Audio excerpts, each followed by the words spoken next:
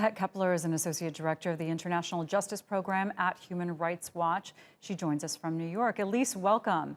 All right, so we're seeing this first case since Darfur, 20 years after these alleged atrocities happened. Okay, we know the complexities. I think several years for something to be brought to court, many people could understand, but why 2 decades? I think what's key here is that for so many years, the Sudanese president, Omar al-Bashir, who's no longer in power, blatantly blocked cooperation with the ICC, making it impossible for those cases to progress. This is a long sought moment by the victims in Darfur to see someone held to account for the crimes, a leader of the Janjaweed notorious militia. This is such an important moment.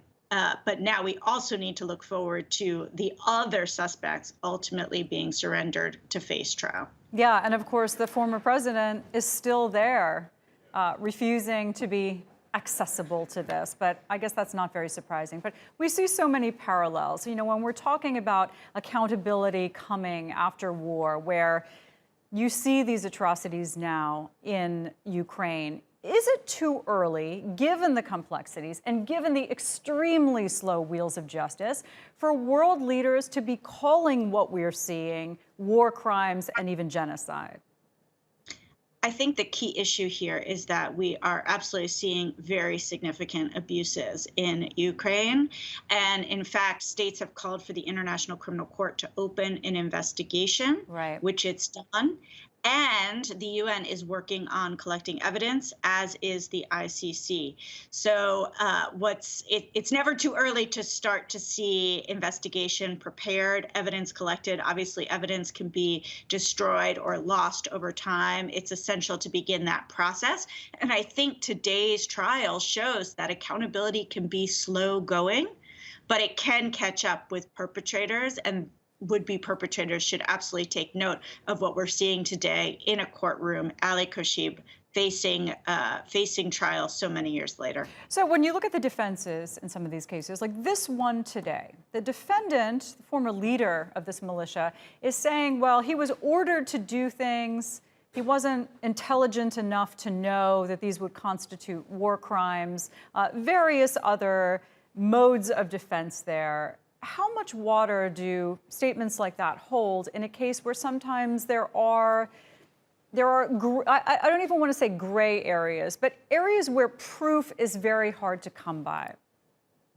The role of the International Criminal Court judges is to assess the evidence that is put forward. The role of the prosecution is to put forward evidence for its case, and the defense to provide, for the defense counsel, provide quality representation, and for the defendant to be able to put forward his evidence and his views.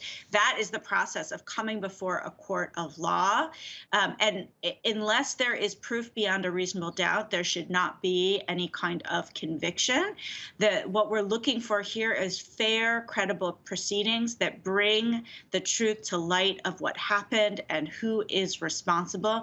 And that process is important. One of the defendant has made various claims about his role, but one of them actually includes that his name, that it's almost a case of perhaps mistaken identity, where his legal name and his nickname, it's really not the same person. The prosecution indicated it's going to put forward evidence throughout the trial of the many ways in which his legal name and his nickname were connected, and that will be important. The judges will need to evaluate the quality of that evidence, along with the horrific incidents that the prosecution said they will be showing evidence of Kushayb's involvement in during that period in 2003, 2004, including beating people to death with axes, seeing women killed while their babies were breastfeeding, horrific crimes, which underscore the importance of justice in this process. Yeah, it is a big moment for people who are looking for some accountability. Elise Keppler with Human Rights Watch, a pleasure to have you on our show.